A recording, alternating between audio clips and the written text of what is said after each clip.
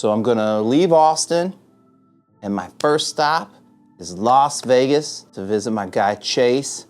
Me and Chase ran in the same circles when we both lived in Victoria, but I didn't really know him. And to be honest, at the time, he was doing his performance that he's doing now. It's so fantastic. But I was so insecure with who I was. I was like, well, I'm not gonna see this guy. He's just in a backyard. He's just playing at this party. That's not like big showtime and stuff like that. And then in building my podcast, and in Chase building his career, you realize, oh, like this is the process. You start off as nothing and you have to build it into something. So I was actually witnessing the beginning of this amazing career that he has built. We came into contact or became closer through a mutual friend when I started doing this. I interviewed him, and that was so inspiring for me to see someone sitting across from me that had accomplished all of his goals he had had since childhood. He's never had another job. He's only sang for a living. That's crazy. Imagine if you would start your job like at 5 years old and that's what you do for like the rest of your life. I mean, how inspiring to go, man, like he really had what he wanted, and so he just went and he got it, and any means necessary, you know? Okay, so tell me the first time that the idea about the ladder. Okay. And then tell me about the ladders. Does that make sense? Yeah. Okay. So I was in El Campo one night, and I was playing. There was a club there called Muldoon's. It's since been closed down. Country bar? Yeah, it was like a big country dance hall. This guy named Tim Ryan owned it, and the lore of it was that Tim had maybe gotten kicked out of somewhere or refused service for something one night. So he's like, well, I'll just open up my own place. Was kind of how it went. So this guy, I mean, he just went so over the top. There was an ice cream shop, a putt-putt golf, a dance hall. I mean, he imported a bar from Ireland, like an Irish pub, like the hardwood bar that came in. And my dad randomly took me there one night. Dad was trying to like find me little gigs and stuff. I must have been 19 or 20. And we walked in there and I met Timmy Ryan, and he gave me a night. He said, well, you can come in and do one Friday night. So this was in the small room of the bar. There was like the big dance hall that he hadn't even put the stage in yet. And then there was a small room. So I'm singing to maybe 5 or 10 people this first Friday night. And it ended up going really well. And he said, I'll tell you what, I'll book you every Friday for like $1,000 a pop or something. It was, to me, working for a couple $100 since I was, a kid. I was like, I'm going to get $1,000 a night to sing in this bar. Like, it was so over the top for me that it became my everything, was like getting ready and making that show better every week. And every week it started getting more and more people. And it was a Thanksgiving night. And there was, I want to say 1,200 people that came to the club that night. And I had never, ever been in front of that many people before. And I don't even think I was old enough to drink, but I had like 2 or 10 Jaeger bombs on board. And I'm having the time of my life. And I'm just a kid with a Britney microphone and a laptop playing tracks, but it's like a concert, like it was out of control. And I couldn't see all the people in the back of the room. And I wanted to something in me in that moment was like, take inventory of this in your mind, that like you get to do this or that this is happening. But I just couldn't see everyone. So on the side of the stage, there was this random ladder that they had for like putting up lighting. And I just thought, I'll just pull it up here and climb up to get a little bird's eye view of this awesome crowd. And dude, I climb up and all those 1,200 people start screaming like it's part of the show, or like I'm gonna do something. And I had nothing but a buzz, And so something in me just like grabbed onto that ladder and squeezed it with my legs and just gave it a hop. I just like, bam. And of course I'd never done that or tried that or thought it was ever a thing, but I needed, there's something in me where when I hear crowds or when I hear that, when I get a reaction, I want to go more and get more out of it. this place lost its damn mind. And now I'm like riding it. I'm doing circles. I'm riding it to the left, to the right. I'm making this ladder You've do never stuff. done this before. Never ever done this before. And I'm just living off the adrenaline and the Jaeger bomb of Thanksgiving night, right? And I'll never forget the next day, my manager at the time, Barbara, she said, I got a call to book you. They want to book you in the ladder. I said, I don't even have a ladder. So day after Thanksgiving, I'm at Lowe's shopping for a ladder and like asking them like, what's a good hopping ladder? Like what will be sturdy and hold you? Like, what is this kid talking about? So the first one was literally just a silver plain ladder. And I got some mailbox letters and put Chase Brown down that thing. And every show I Do you did for remember a the year. brand? Warner ladder. Okay. It's the best one. Is it? It really is because These guys need to give you a sponsor. I know they literally need to. The way they lock in, and it also gets small so you can travel with it. But anyway, I started hopping on it, and then I learned a few more tricks where like I'll stand on this top rung, and then I'll separate my legs and drop down and catch myself right here. So everybody thinks I'm gonna hit my crotch on the top of the ladder, but it's just like I've got it, just timed out where if I catch myself here, and I've never, thank God, I've never had any incidents, but when people are just like, what's this guy doing singing on a ladder? And then I drop down like, oh, he's gonna, and then I would see that reaction, and that's like, okay, add that, add a twist, add this. And anyway, after a year, it got to the point where it was getting like wobbly and a little loose. So I thought I need to get a new one. And what do we do with the old one? So we decided to auction it off I had a show for Relay for Life for American Cancer Society. And I thought could be a cool idea to just put it on eBay, give 100% of the proceeds and see what happens, thinking we might get, $100 or something. And I think the first one went for like $1,200. And we got to like, Brother Gary Moses is this man in Victoria that's like he's that kind of guy that's at every event and every MC and everything. And I remember standing there with Brother Gary and this huge check, for a ladder to the American Cancer Society. And it happened every year. There was a silver ladder, a red ladder, a black ladder, and we'd auction them off and get over $1,000 every time. And it just became like my weird trademark that like when I do my Vegas show, I say, this was not my idea. Because it was just something that happened spontaneously, and it became such a trademark. I was going to leave it in Texas when I moved out here, and I did my farewell show, and this woman named Jennifer came up to me at my last Texas show, and she pulled up her leg, and there's a tattoo of the Chase Brown ladder with my autograph. And I said, oh, this is just who I am now. Like, this is me. So I wrapped a ladder in like 6,000 disco ball mirrors, and that's I'm actually on my second one now. I just love the look of all the mirrors catching the light.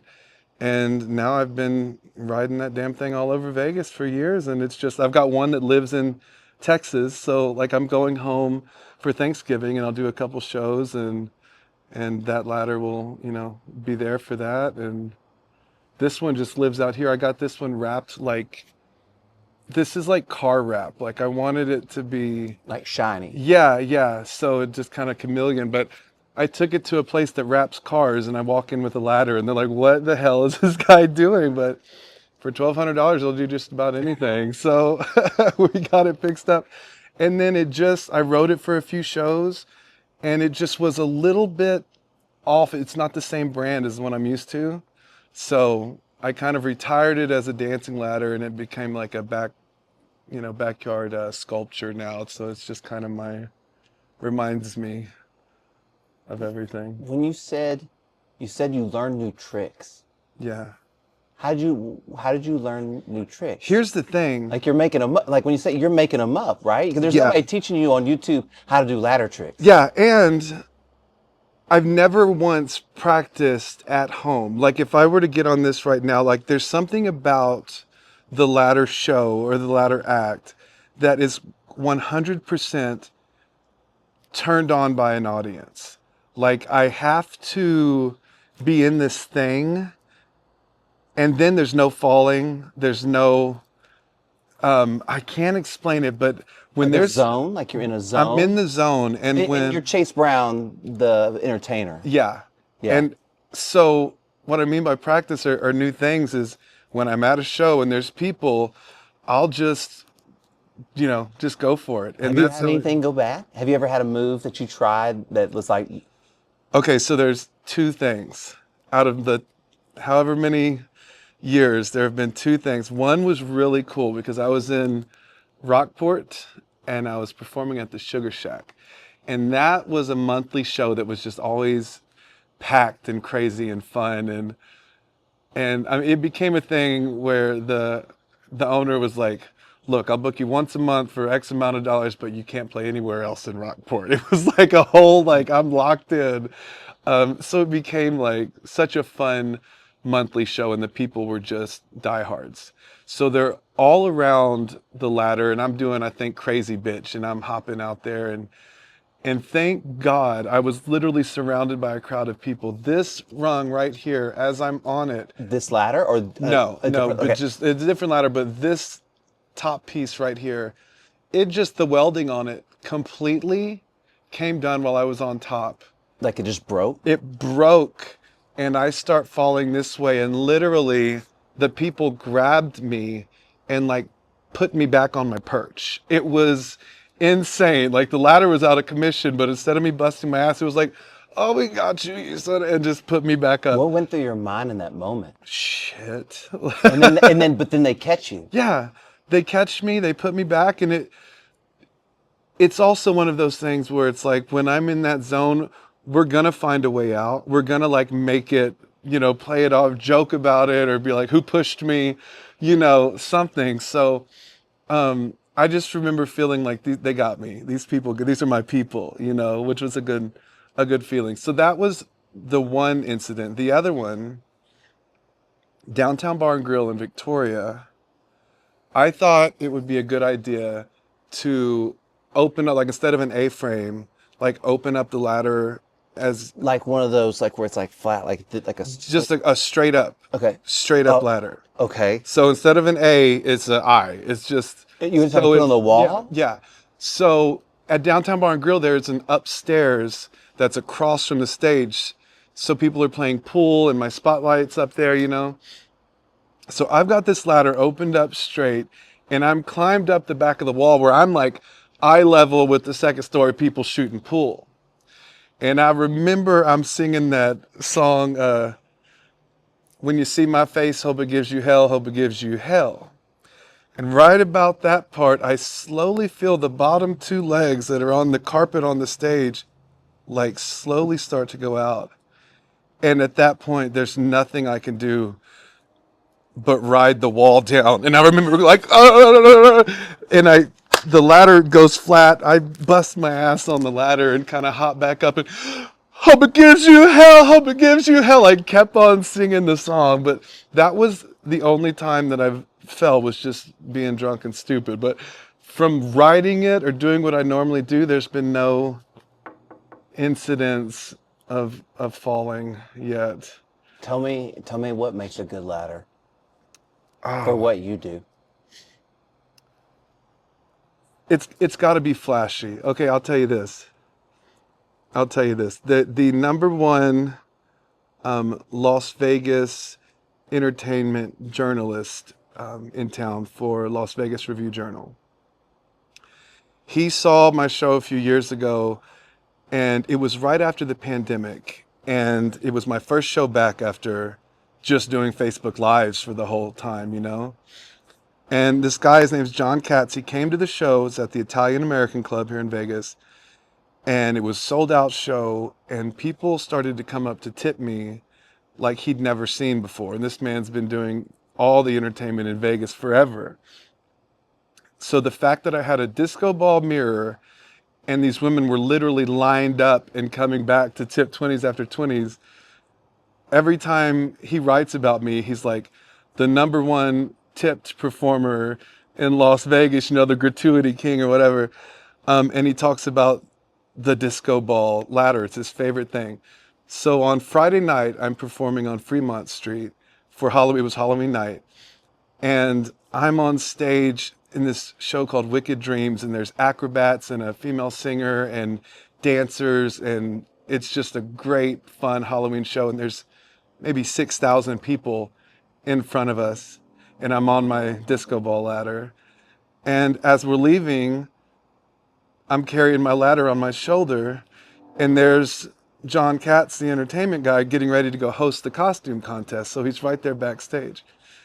He sees the ladder, immediately pulls his phone out and starts taking the video for his social media saying, apart from Carrot Top, this is the best prop in Las Vegas. Today, the newspaper comes out and my manager sent me Johnny Katz, he calls it the Cool Hang Alert. So it's where Johnny Katz Cool Hang Alert. And today it's, talking about Halloween and talking about Chase Brown's Disco Ladder. Go see his show at 6:30 at Notoriety Live. And I get a whole free plug in the Las Vegas Review-Journal just because he saw the damn disco ball ladder and has to talk about it. So it's it's a silly, gimmicky trademark, but at the same time, it's so different and unique that I could never hang it up. When I'm old, it'll be a walker, I'll literally walk that son of a bitch out, but I have to always incorporate it in the show. It's just part of me. Why why did you want to leave it in Victoria? When I was moving out here, I was so scared because, when people leave town and go try something new, their parents know about it and their friends know about it. And if something goes wrong and you've got to go back home, it doesn't matter. Billy's back. I remember feeling this pressure because, speaking of newspapers, in my little town, it was there's me with a thumb in a suitcase, with a Las Vegas sign behind me, I'm going to do a thing. And the pressure of having all those people know what your idea is, as grueling as it is, it's also really beneficial to someone like me because I used that as I've got something to prove, and I don't want to let people down. So I was just trying to get away from everything I'd done and go to Vegas and just make it on my merits as a performer and as a singer. And it just felt like this isn't going to work there. This was just the fact that it worked in Texas was just a fluke. So I don't know. I just thought, I'm not going to do that. It just seemed like it had run its course. And something about seeing that tattoo that somebody literally came to this final show and just said, I want you to know that I'm a fan for life. That was let's ride this thing out, let's do it. And and I just haven't stopped. And the fact that I'm 41 and can still make the son of a bitch move is thank you. I just am glad I still get away with this stuff, but yeah, it still works. What are your thoughts on it now? Now that you took it with you, would you say it's more of your act now than it was before, or the same? I think it's just kind of there. And for a few songs, I pull it out for a little punch, but just to kind of have it, it's like a little safety blanket. It's just a lot of, well, now I'm with the band. See, there's kind of when I do shows with the band, I don't have the ladder. I've got a band up there playing and they're the best musicians in town. So it's I've got that as my comfort blanket. But when I'm doing a one-man show, there's something about just having this there where if there's any lull in the show or anytime I'm feeling like I need something, I just pull out the ladder. I just run up that thing and it's just and then you got them. You just get them back. So I wouldn't say I've used it as a crutch. I just used it as my, just a little boost. It's just my it weirdly feels like a strip tease. Yeah. Do you know what I mean? Yeah, Like they're yeah. like, okay, the guy at the ladder, when's the ladder coming up? Yeah, When's the yeah. ladder coming up? And then you're like, ladder. Like Yeah. when let me give you a little bit of ladder And then here, a when the little bit of ladies are ladder. like, "Oh my God, what you do to that ladder?" Or what, it's all about. And I do this thing I didn't even realize, but a friend of mine named Saki, she's this amazing glass blower. She's a Japanese glass blower. She makes these amazing pipes and bongs that go for thousands of dollars. She's like one of the top blowers in town. Well, she does a Chase Brown impersonation once a year, every Halloween. She calls it Fake Brown. So she came to my show last week, and I mean, she paints her face up, she puts the beard on, she shaves the sides of her hair, she tapes a lighter to her belt and draws on abs, and then she even goes to the bars afterwards and she's handing out flyers, introducing herself as Chase Brown to everybody, as this Japanese woman, like, I am Chase Brown, come to the show. So she comes up on stage. I'm on my real ladder. She brings out this little like step stool ladder, and the knob of the ladder, she gets it and she starts spinning it like that, because I do this thing before I ride it where I'll pose and I'll just roll that thing a little bit to like get it going. I don't even Did you know. not realize you did it? It was just such a thing that No, it's really, yeah, just yeah. like, it's just part of it. But to see somebody dressed as you with both hands going, "Oh, I'm getting it ready," it's like, oh my God, what kind of show do I do? So it is strip teasy.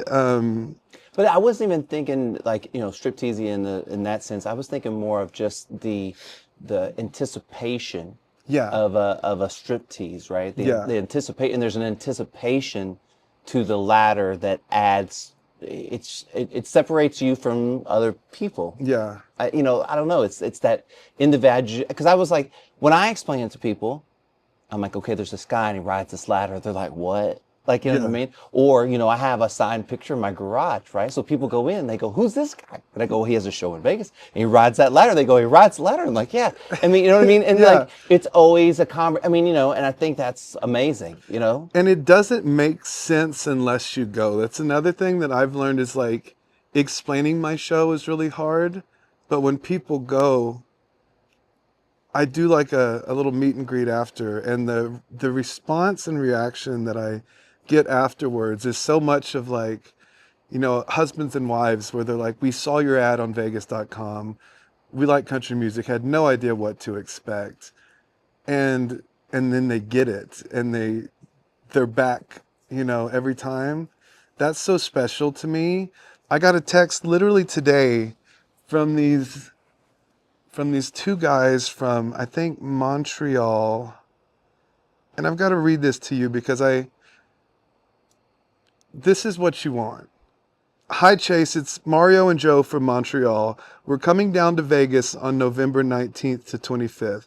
We have seen your show 4 times and we can't get enough of you. That's how talented you are. Are you performing on Friday, November 21st, or are there any tickets left? Can we get them through you, your loyal fans?" And these guys don't know me from Adam, but they've come 4 times and I'm on a bucket list of Las Vegas. And that to me is it. Like, and I've got so many of those where people make me a priority to come. And I'm a silly guy that rides a ladder for a living, and sings songs, but it touches them, and I'm very humbled by that. Like, I was driving when I got that today and I got a tear in my eye just driving, like, that's so cool. So that's what it's all about, and I'm still doing it. So it's like, I don't know when that'll stop, but that's when I'll probably stop. When stuff like that keeps me going, that's so invigorating. Like, Well, I was telling you that me kind of part of doing this tour is trying to figure out like what does this podcast mean to me? What is yeah, its purpose in my life? How does it fill my cup in this way that money can't buy, yeah, right? And so I feel like that's kind of maybe what you're speaking to a little yeah, bit. yeah. Can you speak to it a little bit more of like like how your job actually like makes you like feel purpose and like feel like you're like serving others and stuff? So here's the thing. When I was really young, I think for my mom to let me go to bars, one thing that she put in me was, I'm going to let you do this, but you've got to give something back. And she took me to the Ganado nursing home that used to be the hospital that I was born in, which was crazy. They converted the hospital. And I'm singing for these people that were, I mean, it was scary to me. I remember being scared. You're a kid, a lot of times. Yeah, I was a kid and they were not in good shape. It wasn't like an assisted living. It was like a small town. They were in rough shape. Looked like nobody probably went to visit them a lot. I remember that first one, like nothing, because that seemed like, what am I doing here? How am I going to do this? And then I started singing Elvis songs for them, and these people lit up. And it was never a chore after that. It became a monthly thing that I would do. And still to this day, I've got maybe 4 assisted livings that we go to during the day, and then 2 adult daycares for the special needs folks. And those are mine and my manager Denise's favorite days of the month, because I walk into this place 10 o'clock in the morning and these people scream like Beyonce They're just ready walked to in. party, right? They're ready to party, chase. It's hugs, it's love. They're excited. They're in costumes or little cowboy hats. And I sing for an hour for these people, and that is the best feeling in the world when you drive away from there. And that hasn't gone away. Like, so that's something that I'll never ever stop doing or lose the interest in making people truly happy. It's not for a ticket price. It's not for the cameras. It's just like people love you and you get to bring them joy. That's such a gift, you know? In this weird way, so now, obviously you get paid to do all this now, so you don't have to do anything for free if you didn't want to, Yeah. right? Does it remind you of why you do it when you do it? Does that make sense? Like what's the real feeling Yeah. inside of doing it? That joy of like what you talk about, what the people feel and how you feel that love and stuff Yeah, like that. because the stress isn't there on those shows, you know? Like, oh no, I'm the worst. I just tell you, all I know is I got a big time guy on my podcast who's getting calls and stuff. Yeah, yeah. So like last month, October was insane for me, and I remember looking at the schedule, and it was like every day, 2 shows in some days, and doing new things that I'd never done before. I hosted my first like hosting job at the T-Mobile Arena for a fashion show for the rodeo. These things that are very stressful to me. How am I going to do this? How am I going to learn all these new songs for this Halloween show? There's like 13 dates for just this one show on Fremont I had never done. It gets very stressful. But then when you've got a 10 a.m. show to go to the adult daycare, none of that's there. And it's just like, let me play some Hank Williams Jr. and get these people up on their feet. That's the joy in it that I really do need. Like, and Does it help you through, like, does it somehow help you through or remind you when you're having to do a show that's like, stress or has other things? Do you know what I mean? Like you take that with you a little bit yeah. to those shows, and that's what you give to those people, even though what you're getting back might not be exactly the same because the environment's a little bit different. Yeah, it just gives me a little bit of pause, a little gratitude. It humbles me. I just feel like it keeps me in where I want to be as a person. You know what I mean? Like, it takes away, you're not thinking about yourself. You're not thinking about anything else. It's just smiles. And I need that. Like, that is at the end of the day, financially, money aside, I need to perform. I have to do that. And you know, it's like one of those be careful what you wish for things when you look at a schedule that is, you know, 28 shows in a month. You're like, what? Sometimes I don't want to talk. I don't want to be seen. You know, I just want to be on my couch with my cat and hide out. And it's like, no, put your face on, put your hat on, and get back You out don't there. get to choose when you have to go do these events. Yeah, You know what I mean? You don't get to choose to have a bad day that day. Yeah, they're locked and loaded, and I refuse to cancel them. You know, I've gone from the hospital to the stage before, where it's just like, no matter what's going on, I will not cancel. So it's very much who I am, but I do need those assisted livings and those adult daycares to just be like, this is the peace of it. This is the joy of it that's just unaltered. It's just you having fun with it. So it's very important. That's amazing. Well, you up for giving me a hug? Oh, please, my boy. Thank you so much. Thank you.